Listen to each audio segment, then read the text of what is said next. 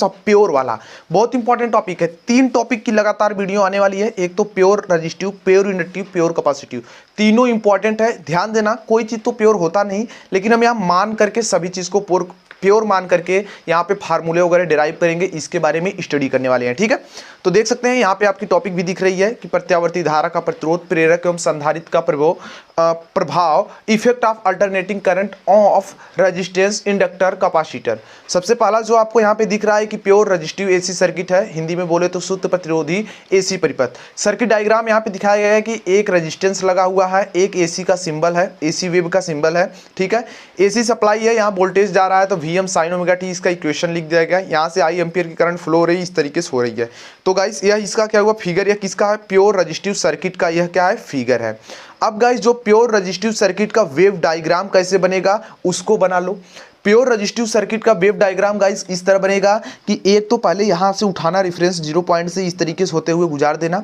दूसरा पॉइंट क्या उठा, यहां से उठाओगे, इस तरह से डैश करके ले जाओगे यहां तक। ठीक है, यहां आप क्या करोगे कि यहां पे डैश करते हुए यहां ले जाओगे, फिर डैश करते हुए यहां ले जाओगे। ध्यान देना बिल्कुल इसी तरीके, सिर्फ थोड़ा सा छोटा रहेगा, क्योंकि गाइस इसमें जो होता है ना लीड लैग वाला कुछ सिस्टम नहीं होता, इसलिए दोनों सेम फेज में है। ठीक है, ये जो नीचे वाला इक्वेशन दिख रहा है, ए आई एम यानी करंट का इक्वेशन दिख रहा है, जो ऊपर है वो वोल्टेज का इक्वेशन दिख रहा है। आई एम का मतलब ये हुआ कि आई मैक्स है, वी एम का मतलब वी मैक्स है, वोल्टेज मैक्सिमम, करंट मैक्सिमम है। वोल्टेज का इक्वेशन लिखा गया V M sine omega T, and इसका इक्वेशन लिखा गया मतलब करंट का I M sine omega T. आप कह रहे होंगे भाई यहाँ पे 5 माइनस और 5 प्लस क्यों नहीं दिया गया, तो ध्यान देना जो आपका यूनिटी पावर फैक्टर इसमें होता है, इस वजह से गाइस इसमें मतलब दोनों में कोई अंतर नहीं होता, कलांतर नहीं होता, इस वजह से गाइस यहाँ पे माइनस थीटा ये सब कुछ नहीं लिखे गए। यहाँ पे गाइस आपको देखो तीनों फिगर बनाना जरूरी है, प्योर रजिस्टिव सर्किट का circuit diagram, pure resistive circuit का wave diagram and pure resistive circuit का फेजर डायग्राम भी बनाना है।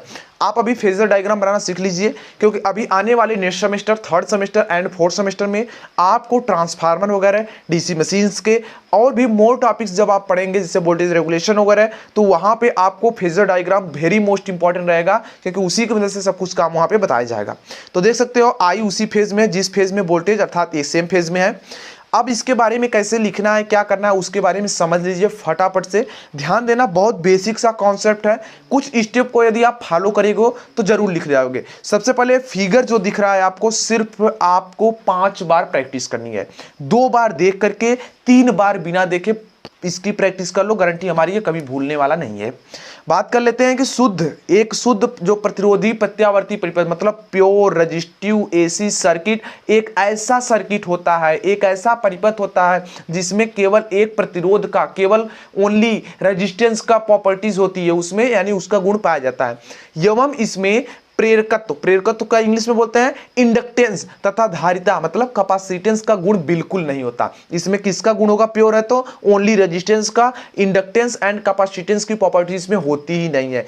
चित्र में, उपरोक्त चित्र में आपने क्या देखा कि एक शुद्ध प्रतिरोध आ रहा है जिसको हमने एसी सप्लाई, जी हाँ अल्टरनेटिंग करंट की सप्लाई प्रयुक्त की गई है, मतलब अप्लाई की गई है, लगाई गई है, जिसके तात्क्षणिक वोल्टेज का मान, जिसके तात्क्षणिक मतलब इंस्टेंटेनियस वोल्टेज का जो वैल्यू है वो VM sign omega T, equation 1 से इसको हमने शो कर दिया, रिप्रेजेंट कर दिया।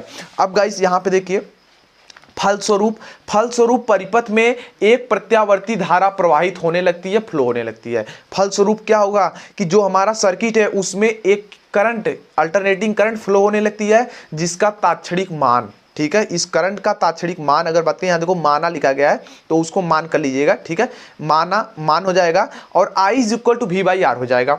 I is equal to V/R आपने पहले से पढ़ रखा, कोई दिक्कत वाली बात नहीं। V की वैल्यू आपको पता है तो Vm साइन ओमेगा टी है, इसको रखो, R है तो इसको रहने दो।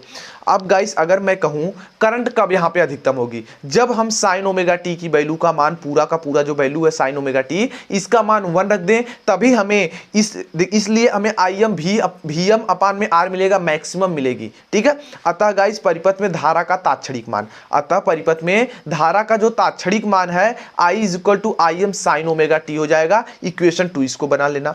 अब गाइस देखो समझो आसानी से क्या होगा इसके आगे, समीकरण 1 व 2 की तुलना कर दिया, क्या मतलब कंपैरिजन कर दिया, तो परिपथ में सर्किट्स में फ्लो होने वाली करंट, प्रवाहित होने वाली धारा था वोल्टेज के मध्य कोई कलांतर नहीं होता, कोई एनीवे मतलब फेज डिफरेंस नहीं होता करंट एंड वोल्टेज के बीच में, अर्थात दोनों राशियों की जो कलाएं होती हैं, फेज होते हैं, एक ही फेज में होते हैं, सेम फेज में होते हैं। जिसे जिसे चित्र में तरंग रूप मतलब क्या, वेव फॉर्म में दिखाया गया है, एवं इसका, ध्यान देना, एवं इसका वेव फॉर्म से दिखाया गया, एवं इसका सदिश आरेख से भी इसको प्रदर्शित कर सकते हैं। ठीक है, अब देखो गाइस हम लोग आगे बढ़ते हैं, जो कि हमें जानना है तात्क्षणिक शक्ति, एंटरटेनियस पावर के बारे में। एंटरटेनियस पावर क्या होती है इसके बारे में आपको समझना है। देखो गाइस यहाँ पे सिंपल सा फंडा है, कुछ बेसिक कॉन्सेप्ट मिलेंगे जिसको आपको समझना होगा। आपको पता होगा power is equal to voltage into current होते हैं, दोनों चीज यहाँ पे लिखी गई है, तो दोनों का मान भी रख देंगे, Vm Im हो जाएगा, मतलब Vm sin ओमेगा टी इसका होता है, Im sin ओमेगा टी इसका होता है। Vm Im तो ऐसे रहेंगे, लेकिन साइन स्क्वायर ओमेगा टी हो जाएगा क्योंकि यह 2 बार था। आपको पता है कि sine theta into sine theta है, तो हम उसको साइन स्क्वायर थीटा लिख सकते हैं। ठीक उसी तरीके से इसको हम साइन स्क्वायर ओमेगा टी लिख सकते हैं। अब गाइस यहाँ Vm Im तो हो गए हैं, और यहाँ जो साइन स्क्वायर ओमेगा टी था इसकी वैल्यू हम 1 माइनस कॉस 2 ओमेगा टी लिख सकते हैं कि नहीं, बाई 2 में। ऐसा गाइस ऐसे कि कॉस टी जो आपका कॉस 2 थीटा का सूत्र होता है उसके 3 फार्मूले होते हैं, वहाँ यहाँ पे जो फार्मूला इस्तेमाल किया गया वो cos 2 theta is equal to 1 minus 2 sine square theta का इस्तेमाल किया गया है।